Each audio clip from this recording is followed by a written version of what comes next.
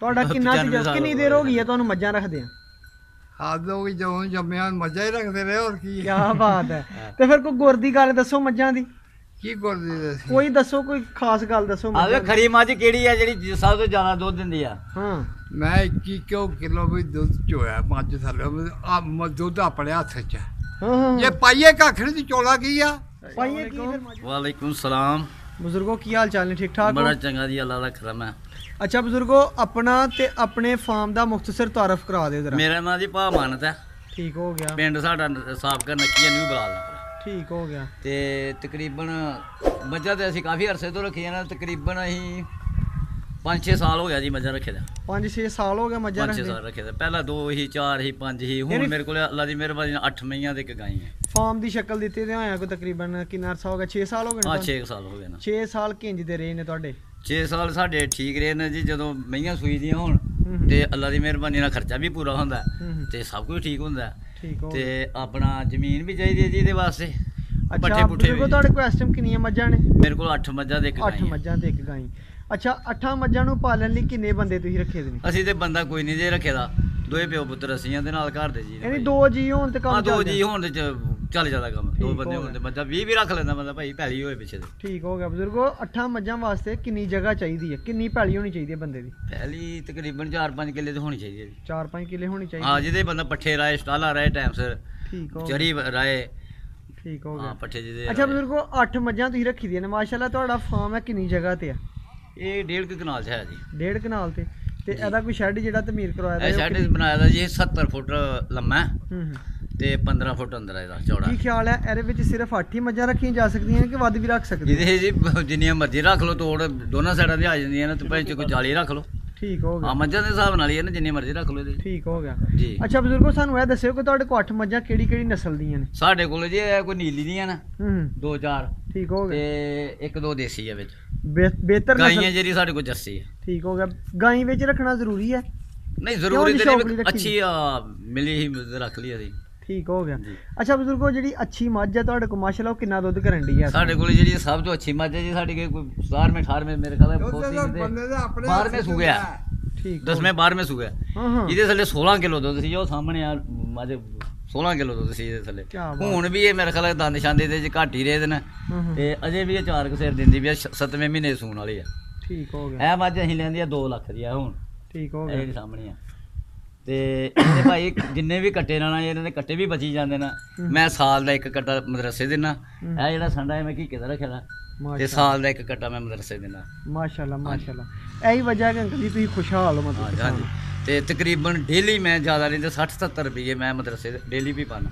ਕੀ ਬਾਤ ਹੈ। ਭਾਵੇਂ ਮੇਰਾ ਸ਼ੇਰ ਦੁੱਧ ਹੋਵੇ ਭਾਵੇਂ ਮੇਰਾ 20 ਸਿਰ ਹੋਵੇ। ਠੀਕ ਹੋ ਗਿਆ। ਹਾਂ, ਸਾਲ ਦਾ 1 ਕੱਟਾ ਮਦਰਸੇ ਦੇਣਾ ਔਰ ਡੇਲੀ 60 ਰੁਪਏ ਦੁੱਧ ਵਾਲੇ ਮਦਰਸੇ ਦੇਣਾ। ਠੀਕ ਹੋ ਗਿਆ। ਅੱਛਾ ਸਾਨੂੰ ਇਹ ਦੱਸੋ ਕਿ ਤੁਸੀਂ ਮੱਝਾਂ ਜਿਹੜੀਆਂ ਨੇ ਜਦੋਂ ਸੂਣ ਵਾਲੀ ਹੁੰਦੀ ਉਦੋਂ ਵੇਚ ਛੱਡਦੇ ਹੋ ਕਿ ਜਾਂ ਫਿਰ ਤੁਹਾਡੇ ਕੋਲ ਹੀ ਮਤਲਬ? ਨਹੀਂ, ਅਸੀਂ ਨਹੀਂ ਵੇਚਦੇ ਜੀ। ਅਸੀਂ ਕੋਈ ਵੇਚਨੇ ਕਿਤੇ ਕਦੀ। ਅਸੀਂ ਤਕਰੀਬਨ ਨਾਲ ਹੀ ਰੱਖਦੇ ਨੇ ਦਿਲ ਨਾਲ ਲਾ ਕੇ। ਠੀਕ ਹੋ ਗਿਆ ਜੀ। ਅੱਛਾ ਕਿੰਨਾ ਕਿ ਦੁੱਧ ਤਕਰੀਬਨ ਡੇਰੇ ਦਾ ਹੋ ਜਾਂਦਾ ਹੈ ਡੇਲੀ ਦਾ?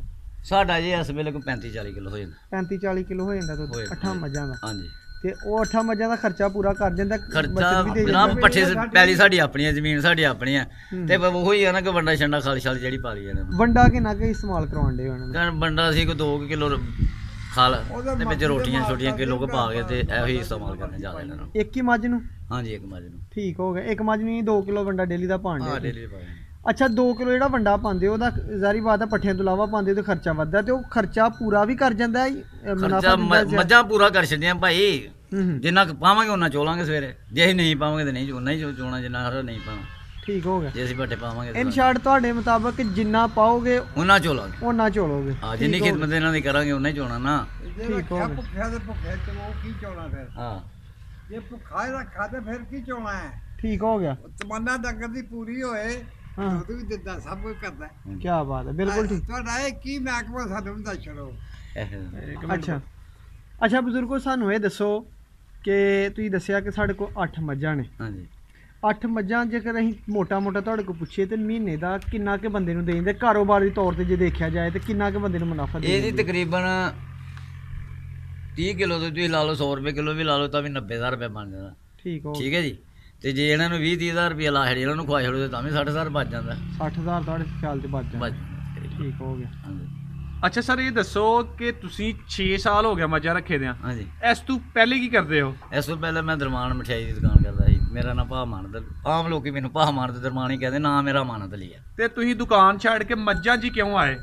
ਮੱਝਾਂ ਵਾਸਤੇ ਇਸ ਵਾਸਤੇ ਦੁਕਾਨਦਾਰ ਵੀ ਜਿਹੜੇ ਵੱਖ-ਵੱਖ ਹੋ ਗਏ ਤੇ ਦੁਕਾਨ ਵੀ ਆਪਣੀ ਆ, ਵੱਖ-ਵੱਖ ਹੋ ਗਏ ਤੇ ਬੱਚੇ ਛੋਟੇ ਸੀ, ਇੱਕੋ ਹੀ ਕੰਮ ਹੋਣੇ, ਚਾਹੇ ਮਹੀਂ ਵਾਲਾ ਰੱਖ ਲੈਂਦਾ ਤੇ ਚਾਹੇ ਦੁਕਾਨ ਰੱਖ ਲੈਂਦਾ ਸੀ, ਇੱਕੋ ਹੀ ਕੰਮ। ਨਾਲ ਜ਼ਿਮੀਂਦਾਰ ਵੀ ਆਈ ਮਾੜਾ ਮੋਟਾ। ਅੱਛਾ ਦੁਕਾਨਾਂ 'ਚੋਂ ਮੈਂ ਤੁਸੀਂ ਜ਼ਿਆਦਾ ਕਰਦਾ ਹਾਂ, ਮੈਂ ਕਮਾਇਆ? ਕਰਦਾ ਹਾਂ ਪਹਿਲਾਂ।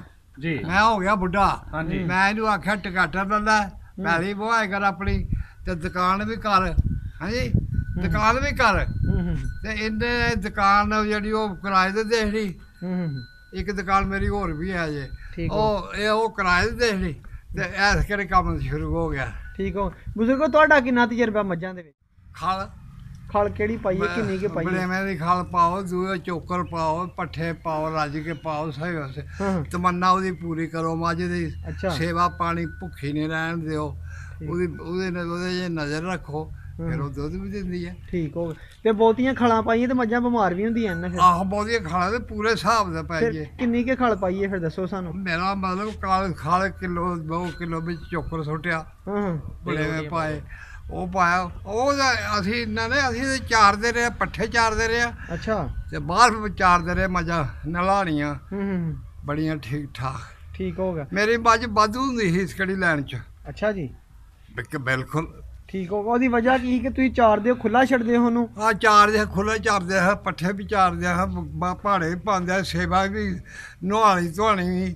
ਅੱਛਾ ਬਾਬਾ ਜੀ, ਹੁਣ ਲੱਗਣਾ ਹੀ ਪਤਾ ਤੁਹਾਡੇ ਤਜਰਬੇ ਦਾ। ਮੱਝ ਜਦੋਂ ਪਿੱਛਾ ਮਾਰਦੀ ਹੈ ਫਿਰ ਬੰਦਾ ਕੀ ਕਰੇ? ਪਿੱਛਾ ਜਦੋਂ ਕੱਢਦੀ ਹੈ ਉਦੋਂ ਕੀ ਕਰੇ ਬੰਦਾ? ਜਦੋਂ ਪਿੱਛਾ ਚਾੜ ਕੇ ਤੇ ਘਵੈੜੀ ਚਾੜ ਛੜੇ। ਕਿਵੇਂ ਚਾੜੇ ਪਿੱਛਾ? ਉਹ ਇੱਥੋਂ ਦੀ ਰੱਸੀ ਪਾ ਕੇ ਨਾ ਇੱਥੇ ਅੱਛਾ ਅੱਛਾ। ਪਿੱਛੇ ਕਿਸ ਤਰ੍ਹਾਂ ਪਿੱਛੇ ਸਿੱਧੀ ਚੜ ਜੀ ਕੱਪੜਾ ਲੈ ਕੇ ਨਾ ਮਲ ਦਾ ਤੇ ਉਹਦੇ ਨਾਲ ਛੱਡ ਦੋ। ਘਵੈੜੀ ਚਾੜ ਛੜੇ, ਯਾਨੀ ਕਿ ਛਿੱਕੀ ਜਿਹਨੂੰ ਆਖਦੇ ਨੇ। ਉਹ ਛਿੱਕੀ। ਠੀਕ ਹੈ। ਠੀਕ ਹੋ ਗਿਆ। ਉਹ ਜਿਹੜੀ ਮੱਝ ਜੇਰ ਸੁੱਟ ਛੜੇ ਨਾ, ਉਹ ਫਿਰ ਮਰਨ ਦੇ ਫਿਰ ਬੰਦੇ ਦੀ ਕਮਜ਼ੋਰੀ ਹੈ। ਕਿਉਂਕਿ ਪਿੱਛਾ ਜੇਰ ਸੁੱਟਣ ਤੱਕ ਬੰਦੇ ਦਾ ਕੰਮ ਹੈ, ਬੰਦੇ ਤਿਆਰੀ ਕਰਨੀ। ਇਹ ਵਜ੍ਹਾ ਕੀ ਹੁੰਦੀ ਹੈ, ਕਿਉਂ ਮਾਰਦੀ ਹੈ ਪਿੱਛਾ ਬਾਬਾ ਜੀ? ਕਈ ਬਾਈ ਨਾਲ ਮਾਰਦੇ, ਕਈ ਗਰਮੀ ਨਾਲ ਮਾਰਦੇ। ਕਈਆਂ ਨੂੰ ਨੁਕਸ ਹੋ ਜਾਂਦਾ, 22-23 ਹੋ ਜਾਂਦੀ, 22 ਹੋ ਗਈ, ਪਿੱਛਾ ਮਾਰ ਗਈ। ਸਹੀ ਹੋ ਗਿਆ। ਅੱਛਾ ਬਜ਼ੁਰਗੋ ਇਹ ਦੱਸੋ ਕਿ ਮੱਝ ਨੂੰ ਸਭ ਤੋਂ ਚੰਗੀ ਖੁਰਾਕ ਕਿਹੜੀ ਆਖਦੇ ਹੋ ਤੁਸੀਂ? ਪੱਠਾ ਚੰਗਾ ਕਿਹੜਾ ਮੱਝਾਂ ਵਾਸਤੇ? ਜਵਾਰ। ਅੱਛਾ। ਤੇ ਸਾਡੇ ਇਲਾਕੇ 'ਚ ਤਾਂ ਹੈ ਹੀ ਨਹੀਂ। ਸਾਡੇ ਆਹੋ। ਤੁਹਾਡਾ ਕਿਹੜਾ ਇਲਾਕਾ? ਇਹੋ ਹੀ ਇਲਾਕਾ ਆਪਣਾ ਵੀ। ਇੱਧਰ ਨਹੀਂ ਜਵਾਰ ਦਾ ਪੱਠਾ ਬੜਾ ਦੁੱਧ ਹੈ ਮੱਝ ਤੇ ਉਹ ਹੈ ਨਹੀਂ ਤੇ ਹੁਣ ਕੀ ਕਰੀਏ ਫਿਰ? ਚਰੀ ਰਾਓ, ਚਰੀ ਨੂੰ ਵੀ ਚੰਗਾ ਆਖਦੇ ਹੋ? ਕੁਛ ਲੋਕਾਂ ਦੇ ਨੇ ਚਰੀ ਖੁਸ਼ਕ ਹੁੰਦੀਆਂ ਮੱਝਾਂ ਦੁੱਧ ਬਾਜਰਾ ਚਰੀ ਨਹੀਂ। ਤੇ ਚਰੀ ਦਾ ਅਰਸਾ ਤੇ ਥੋੜਾ ਹੀ ਹੁੰਦਾ, ਕੋਈ ਮਹੀਨਾ ਡੇਢ ਹੀ ਹੁੰਦਾ। ਆਹੋ ਪਰ ਚਰੀ ਦਾ ਹੁਣ ਭਾਈ ਲੋਕਾਂ ਸਦਾਬਾਰ ਚਰੀਆਂ ਰਾਈਦੀਆਂ ਨੇ। ਅੱਛਾ। ਤੇ ਉਹਦੇ ਆਪਣਾ ਸਟਾਲੇ ਤੱਕ ਆਂਦੇ ਤੱਕ ਵਸੀਮ ਹੋ ਜਾਂਦੀਆਂ ਨੇ ਚਰੀਆਂ, 2-2 ਲੋ 3-3 ਲੋ ਚਰੀ ਦੇਖਦੀ। ਤਾਂ ਕਈ ਵਾਰੀ ਜਦੋਂ ਜ਼ਿਆਦਾ ਪੱਕ ਜਾਂਦੀਆਂ ਮੱਝਾਂ ਖਾਂਦੀਆਂ ਵੀ ਨਹੀਂ, ਫੇਰ ਬੰਦਾ ਕੀ ਕਰੇ? ਖਾ ਛੱਡਦੀਆਂ ਨੇ, ਮਿੱਠੀ ਹੁੰਦੀ ਆ ਭਾਈ, ਚਰੀ ਖਾ ਛੱਡਦੀਆਂ ਨੇ, ਚਰੀ ਨਹੀਂ ਛੱਡਦੀਆਂ ਮੱਝਾਂ। ਚਰੀ ਖਾ ਛੱਡਦੀਆਂ ਨੇ ਮੱਝਾਂ, ਮਿੱਠੀ ਹੁੰਦੀ ਆ, ਚਰੀ ਖਾਂਦੀਆਂ।